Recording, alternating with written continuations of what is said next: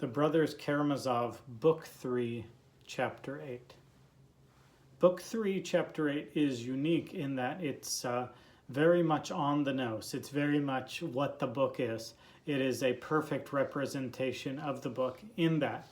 In this chapter, we have father and all four sons. Nobody speaking for them, nobody speaking to them outside of the brothers Karamazov.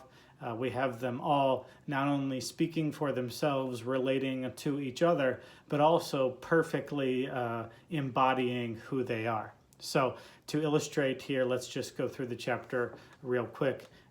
What began in the previous chapter as a promising entertainment post-dinner conversation has quickly grown spoiled, and you can see why. Anytime you have a good topic, it can be quickly and completely ruined by when you have imbecile speaking foolish versions of a respectable argument. It quickly becomes tired, especially when the person is self-centered, condescending, and really ignorant of the thing that they're trying to speak on. It immediately becomes a turnoff.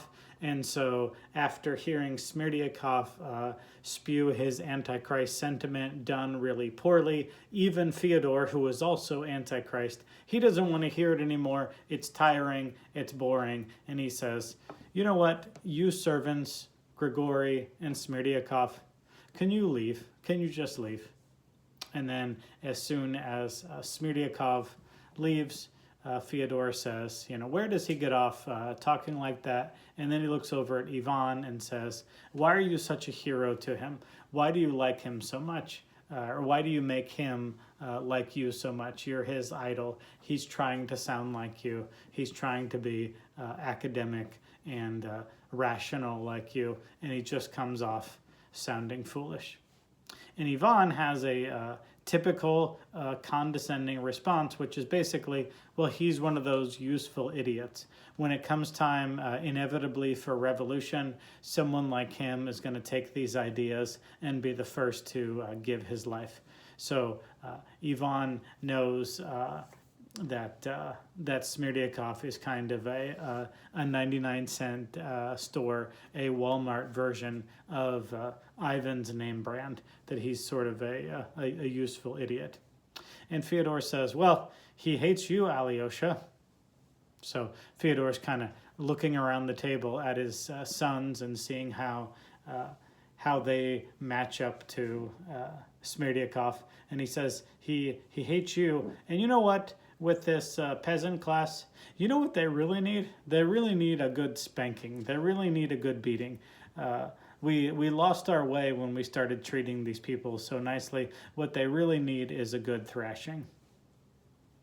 Then, now that he has Alyosha's attention, and now it's just the three Karamazovs sitting around the table, Fyodor, Ivan, and Alyosha. Fyodor, now completely drunk, now starts to apologize to Alyosha for his behavior that day. But in his apology, it's not really an apology because, of course, Fyodor seems completely incapable of any sort of remorse or self-reflection. His apology, quote unquote, is really masquerading again as a justification. And he says, you know what? I'm in some deep doo-doo. I'm in some deep trouble if there is a God. But if there isn't a God, where do these religious types, where do these monks get off judging me? They're no better than I am.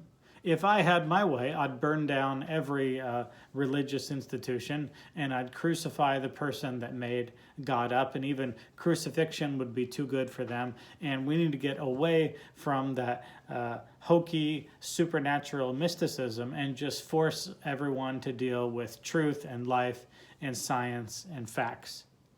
And surprisingly, Ivan interrupts and says, well, that was the basis of civilization. Without God, there is no morality. Everything is chaos if you don't have God.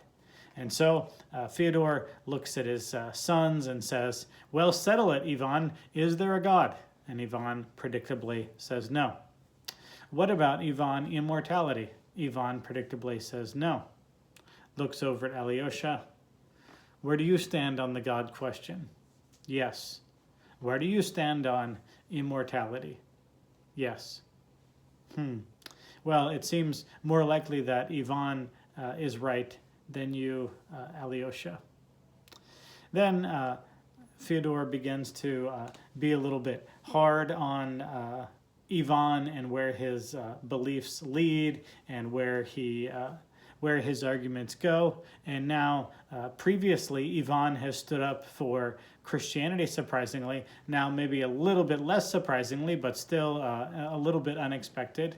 Alyosha stands up for Ivan and says, "Don't be so hard on my brother.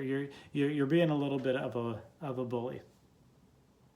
And so Fyodor asked the two, do they love each other? And they both admit that they do love each other. Ivan loves Alyosha, and Alyosha loves Ivan. Well, on the subject of religion and the foolishness of religion, and the whole scene in the monastery from Book 2, still fresh in Fyodor's mind that evening, he is reminded of Alyosha's mother, and he begins to make fun of her primitive, childish faith, her innocence, her purity. He makes fun of her faith, and then he starts to describe how he would got under her skin, because he knew all of her tics, and so he knew how to really literally drive crazy Alyosha's mother. And so he begins to make fun of her faith, and then make fun of her as a person, and then describe the shrieking and the madness that would ensue when he would intentionally get under her skin. Alyosha, hearing this, begins to embody the very thing that Fyodor was just describing, and he reacted shrieking in the exact same way that his shrieking mother, Sophia, acted. Fyodor, drunk and not a person who can read the temperature of the room, wasn't expecting a kind of reaction like this. He just is a person who enjoys making fun of people. So here he is making fun of Alyosha's mom, and he gets an extreme reaction in his view that doesn't seem warranted. It doesn't match what he's doing, and Alyosha is mirroring his mother in the shrieking. But Ivan looks at Fyodor and says, wait, isn't this my mom?